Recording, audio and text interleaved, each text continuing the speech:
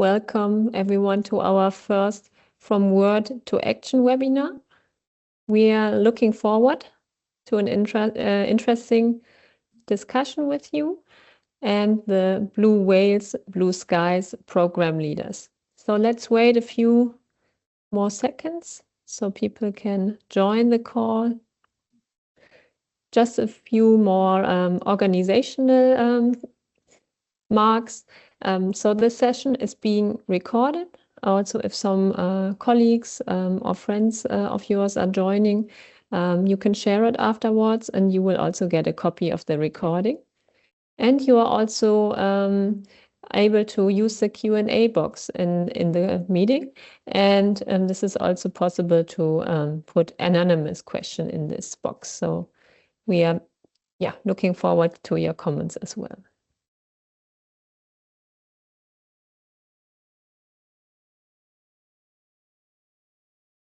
Okay, so let's get started. So our From Word to Action series will present you a variety of topics from ESG, environmental social governance, here from our team at JAS. So let me introduce myself briefly. So my name is Andrea Gohmann. I'm the Senior Vice President for QHSE and Sustainability here at JAS. JAS is a large freight forwarding company based in Atlanta, Georgia. So let me welcome our speakers. So we have Becca Tucker. She's the Director of Corporate Engagement at the Blue Whales, Blue Skies program. Becca, you want to introduce yourself, please? Hi, yes, so glad to be here. Thank you, Jazz and Andrea. I'm with Blue Whales, Blue Skies program, and it's a little bit confusing, but I work directly for California Marine Sanctuary Foundation with JAS, and which administers the program, and I focus solely on Blue Whales, Blue Skies. Thank you so much, Becca. And our second speaker is Jessica Morton. She's Director of Marine Resource Protection at the California Marine Sanctuary Foundation. Welcome, Jessica. Thank you so much, Andrea and Jazz. Thanks for having us, and good morning or good day, everybody who's tuning in. I'm Jess Morton. As Andrea said, I'm a program director at the California Marine Sanctuary Foundation, which is a research and conservation nonprofit that's based in California in the United States. And for the last 10 years, I've also had a role supporting NOAA's Office of National Marine Sanctuaries on the whale conservation work that's implemented on the West Coast region of the United States. I'm excited to share a lot of that work with you today. Thank you, Jessica. Yeah, and like Becca and Jessica mentioned, we want to present you the Habitat Protection Program at the California coast, and we will talk about that in a minute. Okay. So first of all, I would like to introduce you very briefly in our JAS sustainability strategy. So JAS, our mission is to be top of mind for sustainable logistics. And on this page, you see a lot of our initiatives, of course, focus on the environment and decarbonization, but also on social aspects like human rights, health and safety, and also career development of our employees. On the governance side, we, of course, focus on our certificates and management systems, but also on our EcoVadis rating. So JAS received the gold rating earlier this year. And of course, we are a member of the United Nations Global Compact and also report against CDP. This year, we were validated against the science-based target and the 2050 carbon net zero target was confirmed. So we are very proud of that. And of course, our whole logistics supply chain ecosystem is part of the strategy. So we cannot solve the challenges alone. And this is where Blue Whales, Blue Skies come in. And now I would give it over to Becca and Jess to present you everything about their program. Thank you. Thank you, Andrea. I'm going to start us off, and then I will hand it back to Becca, and we will take it from there. But next slide, please, Alejandra. So before we dive into Blue Whales, Blue Skies, I always like to start off talking about this program by providing some context on why we implement this program in the first place and where and when we do it. So as many folks know, maritime trade is the key method of transport for most of the world's goods and materials. I think it's upwards of 80% of all of the goods and materials that we use and get from markets are moved by ocean-going vessels. And to give you some more context on the west coast of the United States, in California, like many places, we have a very heavily trafficked coastline. We have roughly 30 to 45 transits taking place per day, heading to and from really busy port complexes that we have in California, which include the Los Angeles and Long Beach port complexes. And obviously, this level of traffic is a really good thing. It supports commerce and trade and the economy, but it does also overlap in places that are important habitat for whale populations. And so that's what we're going to focus on today. There are impacts on those species associated with that overlap. And so that's what you see on the map on the screen. Basically, the main takeaway here is that there is this overlap between where we see high concentrations of shipping traffic, which is what you're seeing on the left, with the bottom right, which is predicted density of endangered whale populations like blue, fin, and humpbacks. Next slide, please. And so to further emphasize this point, just to give you another look at vessel density shown in blue on that map, you're also seeing this time, instead of predicted density, you're seeing recorded documented sightings of whales from our internal California Marine Sanctuary Foundation database. And we collect sightings data across a variety of sources in California, including from the cargo ships that pass through our vessel speed reduction zones. It's actually a really great source of information for us.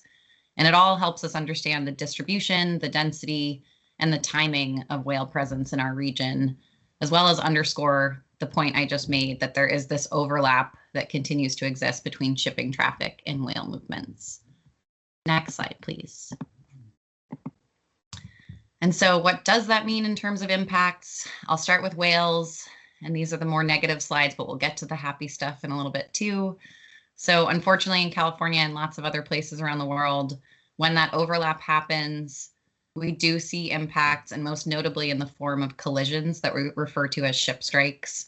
And as I've said, this is not a problem that's unique to California. This is something we document and see around the world where overlap exists. But we've faced the issue of ship strikes off of our coastline on the west coast of the United States for decades now.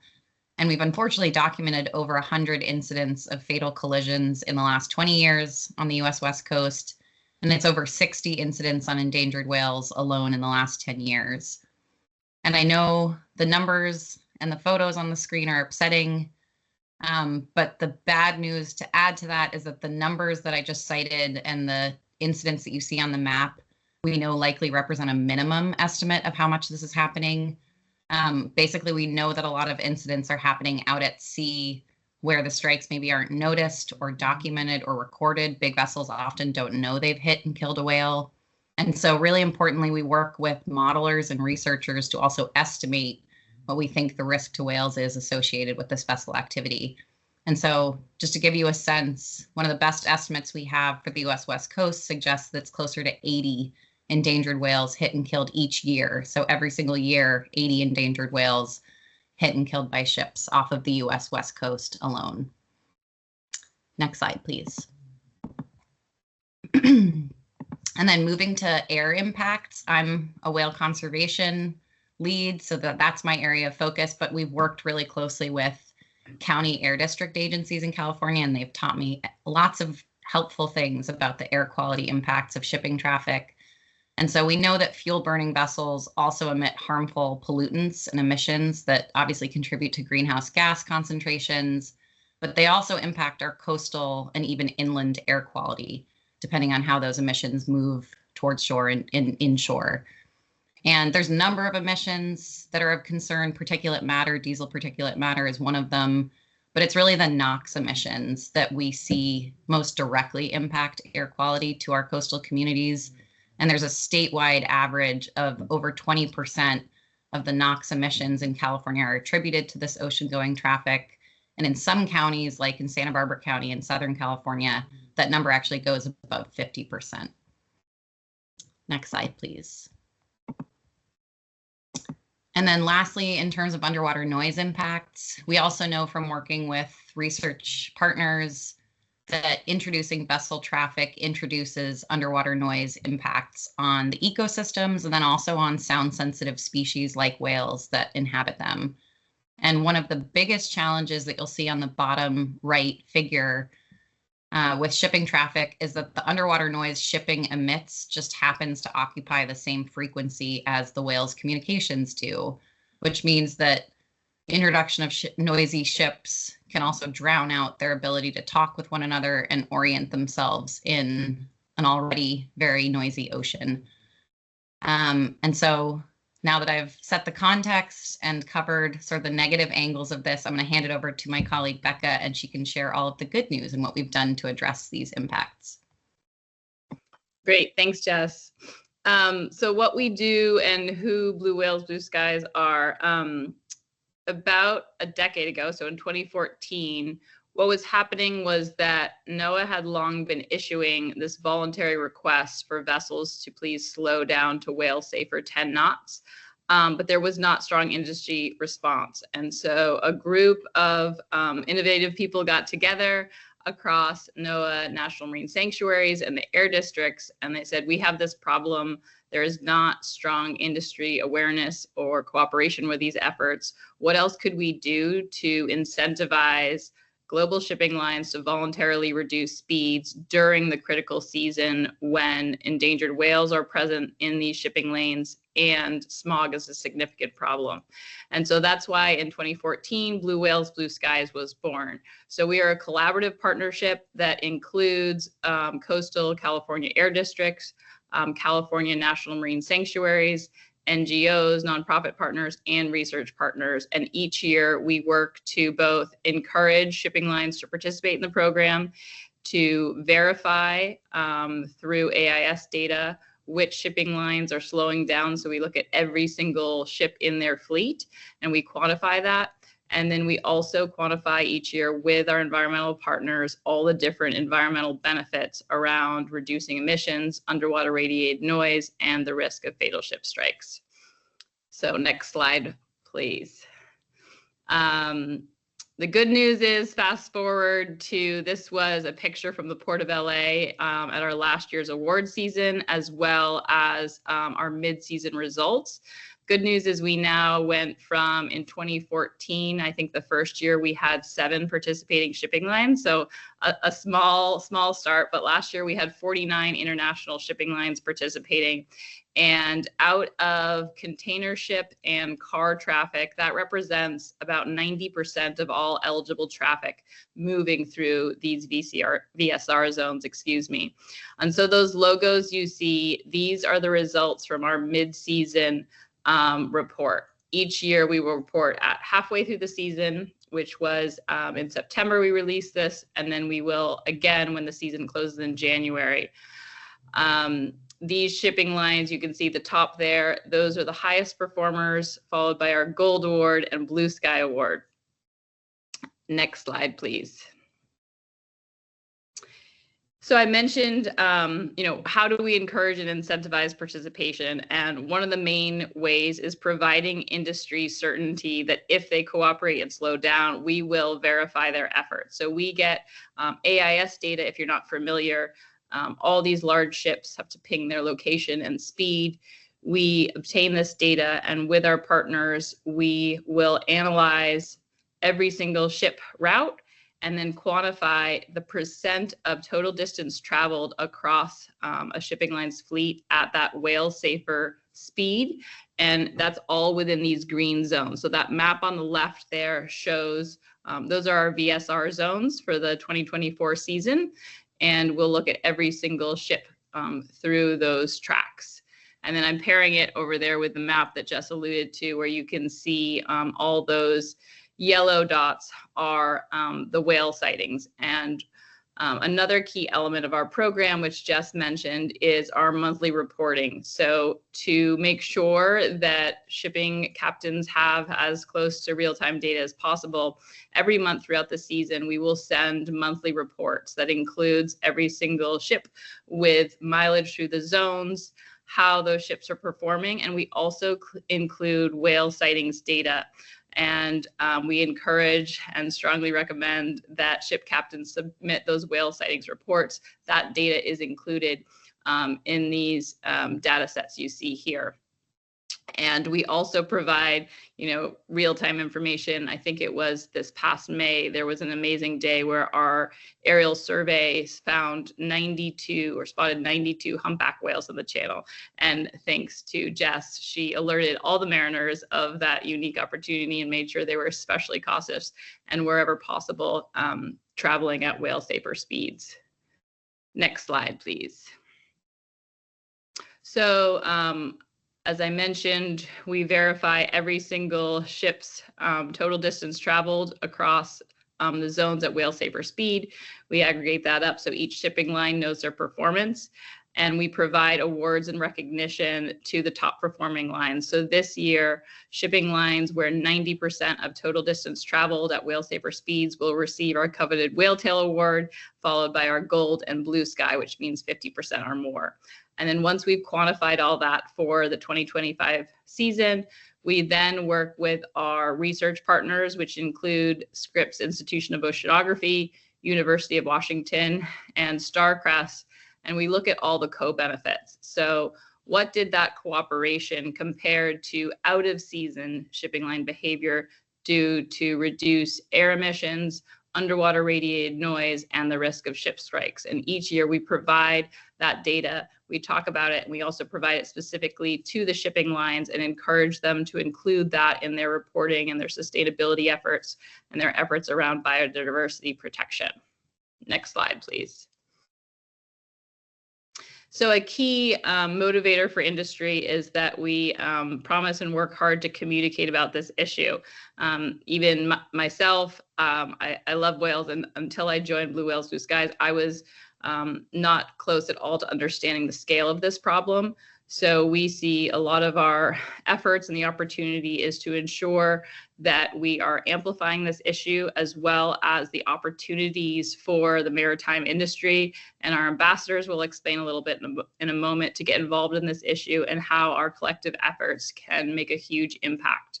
So in addition to quantifying and verifying the impacts, we'll then talk about it. We have a communications campaign, we have a website, we have social media, and we have our award ceremony where we recognize in person our top performing shipping lines each year.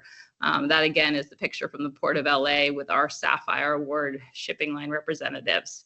I also included a picture of our featured stories. That is Captain Damley. He is a ship captain with Maersk and one of our most passionate whale sightings reporters. He provides amazing photos, and we love to highlight these stories of kind of hope and collaborative participation across industries towards whale conservation. Next slide, please. And then another key element of the program, which is relatively new. So about 2.5 years ago, they launched the Ambassador Program. And the intent of the Ambassador Program is to use the power of the customers of the shipping lines to drive awareness and the demand signal that these voluntary efforts by the shipping industry is appreciated and valued. So JAS Worldwide, for example, is one of our strongest ambassadors. Thank you so much. And what that means to be an ambassador is that these companies work with or ship with at least one participating shipping line. They also commit to amplifying the program and the opportunities to get involved. And they also send thank you letters or letters of encouragement to all the shipping partners they work with transits in these zones to say either, we are ambassador of a program, we noticed you received Sapphire last year, congratulations, please keep it up, it's important to us. or if one of their shipping partners is not enrolled, to encourage them to consider enrolling. So those logos represent all of our current ambassadors. The program is open to anyone who moves goods in and out of California ports on these shipping lines, or is a technology company like Stacks, for example, that works directly with the shipping lines and can amplify this message. And one of the key points of the ambassador program as we grow and expand it is similar to the model where with the shipping lines is kind of the base eligibility to join the program is pretty simple and straightforward. And that is you need to ship with at least one participating shipping line over the past year and commit to amplifying and sharing the message of appreciation for that demand signal to the shipping lines. But we, of course, encourage and hope that over time, shipping lines participation and cooperation with whale protection measures becomes an important or a consideration in your decision making about which shipping lines that you choose. And it's a beautiful thing when the shipping lines are working hard to slow down, and then they know that this is a story and a message that resonates with their customers, and hopefully they'll increasingly prioritize wherever possible booking with those lines. And so last year we launched an initiative where for ambassadors that choose to submit their information about all eligible transits through our waters, if 90% or more of that eligible traffic is on participating shipping lines, they also receive special recognition like our shipping line. JAS is one of those ambassadors, which is amazing. And it's just a huge, powerful way in which freight forwarders, logistics, and consumers or consumer product companies that move goods can send that demand signal and help shape the industry so that they continue to both cooperate and each year work harder to have a stronger and stronger cooperation rate. And then I will turn it back over to Jess to talk about the program results as well as what is next. Thanks, Becca. So yeah, Becca just covered how we do it, what the steps are involved in this incentive-based program. But to round us out, I am happy to summarize what 10 years of this program has achieved. And it's an especially fun program, I should note, to work on because every year we do see that engagement and cooperation from the shipping industry increases. And every year we do see an even greater environmental impact associated with those operational changes. And so in terms of enrollment results, we've seen, if you look to the 2014 to 2025 stats you see on the screen, we've seen that the shipping industry interest in this effort has grown every year, as Becca noted, from 7 shipping lines in 2014 to 49 companies in 2025. And then of those participating companies, we don't just see that the number of companies that choose to participate increases, we also see that their level of participation grows every single year. And we've seen that the distance that they're willing to reduce speeds to 10 knots or less grows from 2,700 in our first year to over 425,000 nautical miles in 2024 season. And then as I alluded to earlier, since there are environmental impacts associated with this traffic, and we can quantify what the benefits are associated with the reduced speeds, we've also seen the change in behavior amount to really amazing and growing environmental impacts every year that we document it. And so that comes in the form of over 5,900 tons of NOx emissions, which is, I'm told by our air district partners, equivalent to taking almost 2 million cars off the road for a year. And then in just the 2024 season alone, we've seen really significant underwater noise benefits of 4.1 decibel reductions for each participating transit on average. And that's compared to transits that are traveling in the off season at higher speeds. And then that amounts roughly to a reduction in overall sound pressure on the marine environment of 38%. And then on the whale side, as I noted earlier, we work with great modelers to try to estimate what the reduction in risk is associated with the shipping traffic that we have off of our coastline. And we also work with them to estimate what the reduction in risk is associated with reduced speeds. And so you'll see at the bottom left that in the 2024 season, the reduced speeds of our participating vessels resulted in a 50% lower risk compared to vessels that travel faster in the off season. Next slide, please. And then all of that, I will say, leads us to being incredibly encouraged and excited to keep working on this program. As I noted, we keep seeing more and more results every year. It's exciting to keep moving forward and collaborating with the shipping industry on all of this. And so looking ahead, we're still in the 2025 season right now. It'll conclude on December 31st.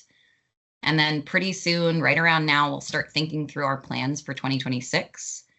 And we've got a lot of exciting efforts to think about as we do that. So I'll leave you with some of those before we conclude. And the first thing I'll note is we have a really great resource that our amazing teammate Danielle Alvarez on our California Marine Sanctuary Foundation team put together. And it's called the Whale Atlas. And essentially our team realized that after reviewing great resources from the World Shipping Council, which represents a lot of the shipping lines that operate in our program, they noted that keeping track of areas in California and then keeping track of areas around the world is really difficult for mariners. They're obviously operating in all sorts of places. Information is kept in different places. It's hard to have a curated location where you can understand how you can participate and cooperate with whale safe measures. And so following up on what the World Shipping Council created in terms of a PDF chart, our team created a really great digital resource that's called the Whale Atlas that allows mariners and anyone who's interested in learning more to tune in and better understand where and when whale protection measures are implemented. And so that's what you see on a screenshot of it on the bottom left. You can check it out on our website at bluewhalesblueskies.org/resources. When you get in there, you'll see you can navigate to any part of the globe you're interested in focusing on, maybe where your transits are concentrated, and you can click through and get all of the associated information with measures that are in place in that region. So that's Whale Atlas. And then second, I wanted to highlight the really good and exciting news that the state of California has recently passed legislation, state legislation through Assembly Bill 14 that focuses on our program efforts and really just officially brings California State into this partnership and allows us to consider the need and potential for a statewide version of this program. And so Becca had showed you the map that we had for the 2025 season that's currently in place. It covers a lot of the California coast, but there's still some areas along the coast that are not incorporated that do have environmental impacts that would benefit from reduced speeds. And so we'll be partnering with the state following this legislation passing, as well as our industry partners, to better understand what a statewide program could and should look like moving forward. And then finally, we're always committed with Becca expertly at the helm. We're so lucky to have her on expanding our ambassador program and bringing on new partners to help us recognize the shipping lines who are voluntarily committing to slow down in these areas. And we know that the power of the ambassador community is huge. We know that there is a lot of influence and motivation associated with the ambassador community when it comes to working with these shipping lines. And so we really know that there's so much more potential for new brands to come on board and help us expand our impact. So my last plug is to say, please reach out to me, please reach out to Becca if you represent a brand or if you know of a brand that might be interested in partnering with us.